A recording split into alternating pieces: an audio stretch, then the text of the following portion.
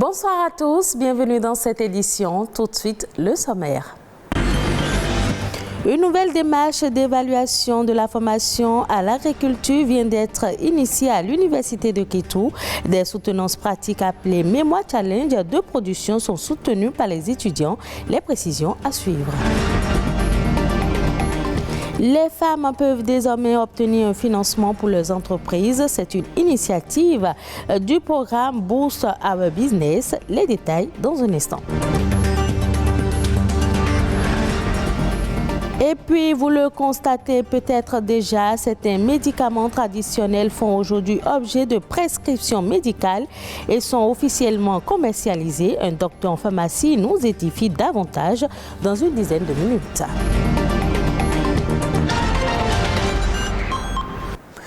Bienvenue à tous. Faire valider son diplôme pour des réalisations professionnelles, telle est la nouvelle démarche d'évaluation de la formation à l'agriculture lancée par l'École de gestion et d'exploitation des systèmes d'élevage de l'Université nationale d'agriculture de Kétou. Cela passe par des soutenances pratiques appelées Mémoire Challenge de production. Les attestations de fin de formation sont ensuite remises aux étudiants Brice Rongbo, Nathalie Doris Olabi. Des étudiants en pleine soutenance. Ils sont appelés à défendre le challenge de l'obtention de leur licence professionnelle en production et santé animale. Une innovation de l'École de gestion des systèmes d'exploitation de l'élevage de l'Université nationale d'agriculture de Kétou. Cette initiative procède de la volonté du gouvernement qui nous enjoint maintenant désormais de faire plus de pratiques à l'université. Changer de paradigme, parvenir à rendre la formation assez technique pour qu'à la sortie, les diplômés soient capables de s'auto-employer tout de suite. Ils sont une cinquantaine d'étudiants répartis en ateliers à plancher devant 23 jurys. On a par exemple ceux qui sont allés en contrôle de qualité des denrées. Il y a aussi eu des challenges de production des tonnes de pintades de chair, de poulet de chair. Il y a des pondeuses qui vont entrer en ponte bientôt. Il y a la production porcine et il y a le lapin, il y a des moutons. Donc il n'y a que les bœufs qui manquent et c'est le défi des challenges de l'année suivante. C'est une initiative qui est hautement appréciée. En tout cas, moi, j'y ai cru dès le début. Je pense qu'on ne peut pas chercher ou demander mieux. En ce sens que déjà notre université a dans sa vision de former des cadres, des techniciens supérieurs directement opérationnels, capables de régler des problèmes professionnels réels. Cerise sur le gâteau, les récipiendaires ont reçu leurs attestations. Le docteur André Boya Abo est le parrain de cette première promotion de Mémoire Challenge de production. Le groupe Women Impact Network lance le programme Boost Your Business. Boost Your Business est un projet conçu pour être un levier de projets d'entreprise féminins. Au cours du lancement, des partenariats ont été signés avec des chèques en vue pour financer des projets d'affaires. Chalène Dovonou pour le compte rendu. Soutenir 1 million de femmes entrepreneurs d'ici 2030. C'est la vision que le programme Boost Your Business s'est fixé pour cette deuxième édition de l'année 2022. Le programme d'incubation Boost 1, soutenu par l'Organisation internationale de la francophonie et EcoBank, à travers le projet Elevate, que nous lançons ce matin, va permettre d'accompagner une centaine de chefs d'entreprises supplémentaires sur 3 mois, avec à la clé un produit fini pouvant s'exporter et se vendre à l'international, et un accès au financement pour faciliter l'industrialisation et la production à échelle industrielle. Pour célébrer la femme en tant qu'acteur de développement, le groupe Women Impact Network et ses partenaires mettent en place un plan d'action avec un chèque de 1 milliard octroyé par EcoBank Bénin et le ministère de l'Industrie et du Commerce. À ces femmes, je dirais, les prières de longues années ont été entendues et que je suis vraiment fière d'elles, de tout ce qu'elles font, parce que c'est grâce à leurs résultats aujourd'hui que les partenaires nous font confiance et que c'est le moment de retrousser davantage les manches. On n'a plus d'excuses. Tout ce qu'on doit faire, c'est de créer de la valeur, créer davantage de la richesse pour notre continent et propulser vraiment la création de richesse à l'échelle internationale. Avec Women Impact Network, chaque femme compte et chaque histoire compte. La communauté internationale célèbre ce 3 novembre la journée mondiale de la gentillesse. Appelée World Kindness Day à l'origine, la journée offre l'occasion à tous de faire le bien, de se montrer courtois avec les gens que vous croisez et d'être poli même derrière votre volant. Comme le prouvent de nombreuses études, cette qualité est importante pour la santé psychique et physique de chacun. Les gens gentils sont en de meilleure santé.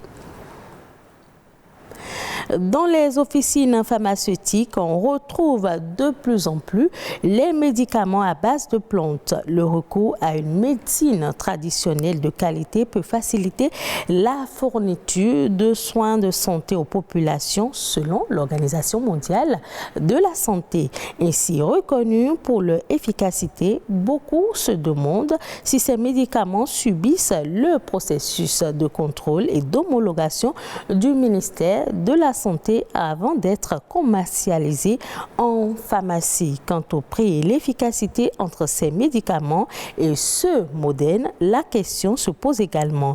Aristide Akowanou, docteur en pharmacie, nous éclaire.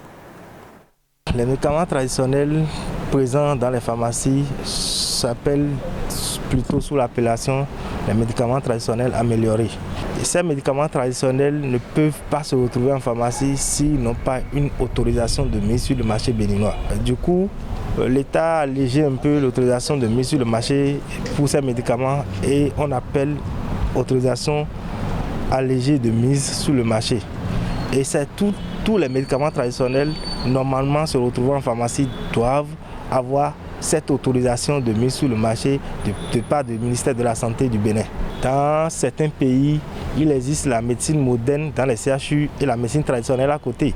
Et c'est ce qu'on souhaite aussi. C'est une complémentarité, les médicaments traditionnels améliorés et les médicaments dits de spécialité ou les médicaments modernes. Ce n'est pas des concurrents. Chacun reste dans son rôle et chacun se complète à l'autre. On arrive parfois à retrouver sur des ordonnances les deux types de médicaments. Où on met le médicament moderne ou le médicament spécialité, on met après le médicament traditionnel. Ça se retrouve parfois où on a des conseils du pharmacien sur les médicaments traditionnels ou aussi on a des conseils des praticiens.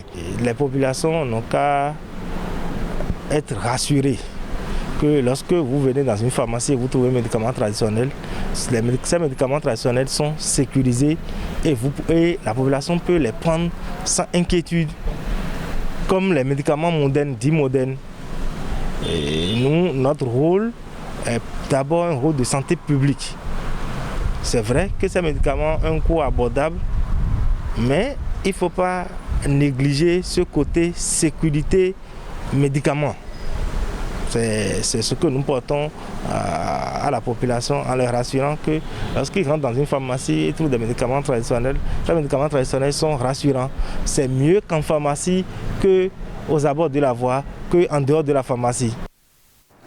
Les informations au plan international, c'est dans EcoInter qui porte la signature de Charlène Kendiro.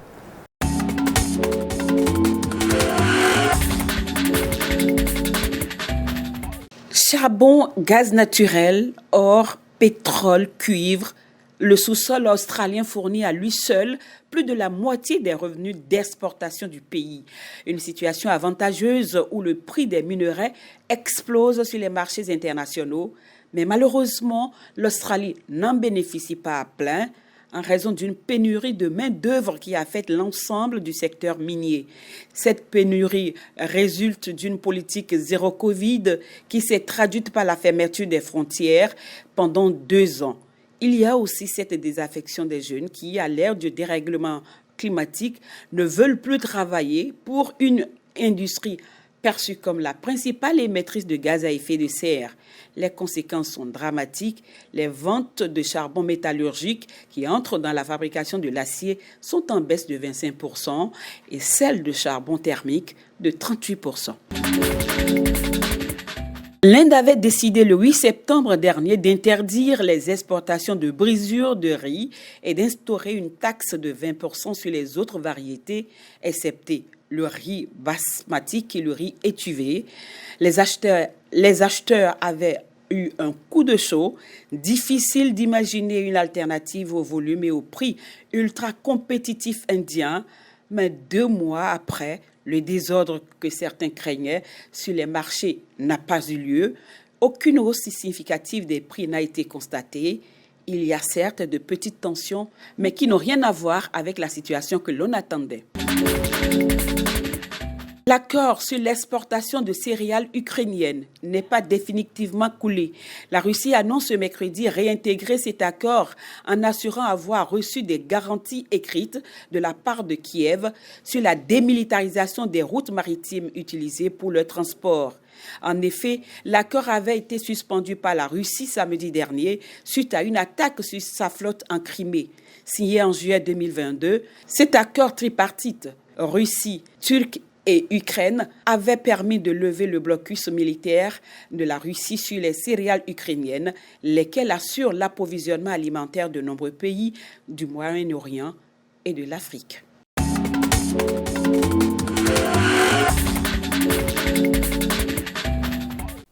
En Côte d'Ivoire, le taekwondo est le 2e sport national après le football. Cet art martial coréen est très implanté depuis les années 1970 en Côte d'Ivoire et bénéficie d'un engouement grandissant, notamment grâce aux performances des athlètes ivoiriens lors des compétitions internationales. Le reportage de France 24. Des dizaines d'enfants en kimono qui trépignent d'impatience. Ils attendent leur idole, Ruth Bagby. À 27 ans, elle vient de décrocher la médaille d'or au Grand Prix de Paris, une récompense qu'elle tient à partager avec son club d'enfance. C'est important pour moi de partager parce que déjà, je suis, on va dire, une figure emblématique de mon pays. Il y a beaucoup de jeunes qui me regardent et qui veulent faire comme moi. Donc pour moi, c'est important de partager mon expérience pour les inspirer davantage dans la réalisation de leurs rêves. Ils rêvent tous de marcher dans ses pas. Dès le plus jeune âge, ils s'affrontent en duel, s'entraînent sous l'œil attentif de Monsieur Georges. C'est lui qui a conduit Ruth jusqu'au haut niveau. Le taekwondo, il y a le côté sportif et il y a le côté éducation. Ils ont des matières théoriques, ils ont des matières pratiques quand on les évalue. Donc ça veut dire qu'on donne un enseignement de base d'éducation d'abord à ses enfants. Un sport qui plaît aux plus jeunes, mais aussi aux anciennes générations. C'est dans ce temple, l'un des plus grands d'Afrique, que Ruth s'entraîne quand elle rentre au pays. Aujourd'hui, elle partage le dojang avec Jean-Marc Yassé, président de la Fédération ivoirienne de taekwondo et maire de Cocody. Il a commencé le taekwondo lorsqu'il était dans l'armée, une pratique obligatoire pour tous les militaires. C'est en partie à cause de ça que le sport est devenu si populaire. Pour lui, sa discipline, qui compte plus de 50 000 licenciés, est un atout pour le développement de la Côte d'Ivoire. Ça a permis à recadrer les gens. Certaines personnes qui le faisaient d'abord, pour pouvoir faire autre chose, se sont recadrés et recentrés pour dire que non, voilà, ils étudiaient ou ils enseignaient, ils se calmaient et ça nous orientait les uns et les autres. Et je pense que c'est bénéfique cet art martial. En 10 ans, le nombre de licenciés a triplé. Et avec les Jeux Olympiques 2024, les Ivoiriens espèrent avoir encore plus de médailles. Ainsi se referme cette édition. Merci de l'avoir suivi. Retrouvez ce journal sur le site de l'ORTB, www.ortb.pj.